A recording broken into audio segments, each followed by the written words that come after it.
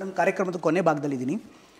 ಈ ಒಂದು ವಿಚಾರವನ್ನು ರಾಷ್ಟ್ರೀಯ ಮಟ್ಟಕ್ಕೆ ನೀವು ತೆಗೆದುಕೊಂಡು ಹೋಗ್ತೀರಾ. ಒಂದು ಹೆಣ್ಣಿನ ಸ್ವಾಭಿಮಾನಿ ವಿಚಾರ, ಮತ್ತೊಂದು ಬೆಳಗಾವಿಯಲ್ಲಿ ಆದಂಥ ಘಟನೆ.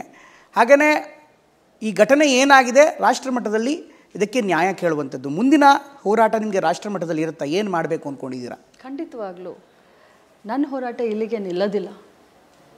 ನಾನು ಮಾನ್ಯ ಪ್ರಧಾನಮಂತ್ರಿಗಳನ್ನ ಭೇಟಿಯಾಗಲಿಕ್ಕೆ ಸಮಯ ಕೇಳ್ತೀನಿ. ಇಮೇಲ್ ಮುಖಾಂತರ ಆದ ಘಟನೆಯನ್ನು ವಿಡಿಯೋ ಸಮೇತ ನಾನು ಅವ್ರಿಗೆ ಕಳಿಸ್ಕೊಡ್ತೀನಿ. ಅವ್ರ ಹತ್ರ ಟೈಮ್ ತೊಗೊಳ್ತೀನಿ. ನಾನು ಒಬ್ಬಳೇ ಅಲ್ಲ, ಎಲ್ಲ MLAಗಳನ್ನ ಮಂತ್ರಿಗಳನ್ನ ಕರ್ಕೊಂಡು ಹೋಗ್ತೀನಿ. ರಾಷ್ಟ್ರಪತಿಗಳ ಹತ್ರ ಟೈಮ್ ಕೇಳ್ತೀನಿ. ಒಬ್ಬ ಮಹಿಳೆಯ ಮಾನ ಹರಾಜು ಇಡೀ ಭಾರತ ದೇಶದ ಮಹಿಳೆಯರ ಸ್ವಾಭಿಮಾನದ ಪ್ರಶ್ನೆ.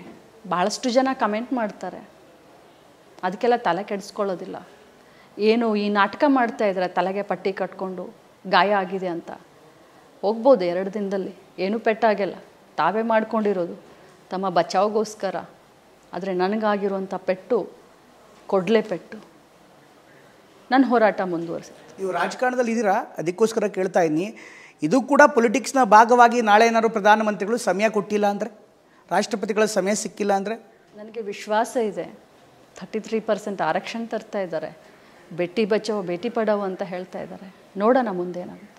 ಇದ್ರ ಜೊತೆಗೆ ಈಗಲೇ ಪ್ರಕರಣ CID ಕೂಡ ಹೋಗಿದೆ. ನಿಮಗೂ ಗೊತ್ತಿರ್ಬೋದು, ಈಗ FIR ಆದಮೇಲೆ ಒಂದು ಕಡೆಗೆ ಸಂಪೂರ್ಣವಾಗಿ ತನಿಖೆಗೆ ನಾನು ಸಹಕಾರ ಕೊಡ್ತೀನಿ ಅಂತ ಅವ್ರು ಹೇಳ್ತಿದ್ದಾರೆ.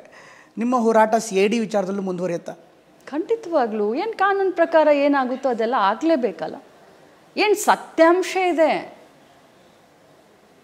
ಸುಳ್ಳಿಗೆ ಬಹಳಷ್ಟು ನಾಲ್ಗೆಗಳಿರ್ತವೆ, ಸತ್ಯಕ್ಕೇನು ಭಯ ಇಲ್ಲ.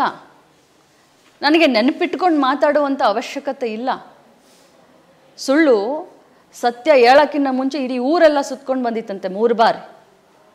ಹಾಗವ್ರು ಬೊಬ್ಬೆ ಹೊಡ್ಕೊಳ್ತಾ ಇದ್ದಾರೆ. ಅನಿಸ್ಕೊಂಡವಳು ನಾನು, ವಿಕ್ಟಿಮ್ ನಾನು. ಅವ್ರು ತಮ್ಮನ್ನ ವಿಕ್ಟಿಮ್ ಅನ್ನೋ ರೀತಿ ಪೋರ್ಟ್ರೇಟ್ ಮಾಡ್ತಾ ಇದ್ದಾರೆ.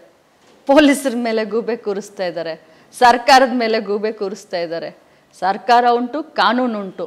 ಬಟ್ ಇವತ್ತು ಅನ್ಯಾಯ ಆಗಿರೋದು ನನಗೆ.